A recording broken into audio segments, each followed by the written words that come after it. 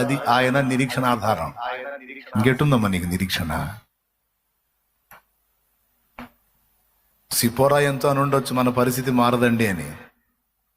Okay okay అని గొర్రెలు తొలుకుంటూ పోయాడు. ఎందుకు మారదు?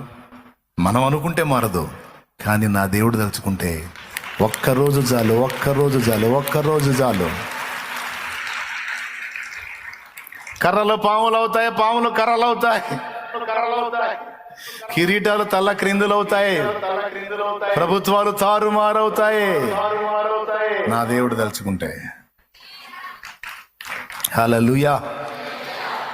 ఎంతసేపు? ఏమండి, ఏది నమ్మాలండి? విశ్వాస అయినోడు ఏది నమ్మాలండి? ఏవి పోగొట్టుకున్నాడు ఆ విశ్వాసాన్ని?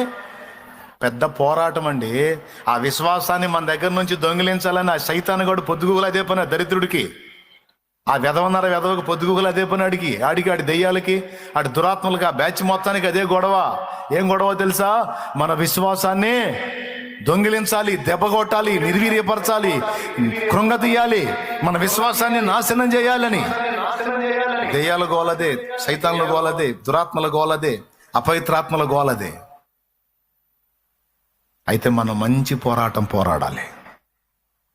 ఏదన్నా వదులుతా కానీ నా దేవుని అందరి విశ్వాసాన్ని మాత్రం వదలను నేను.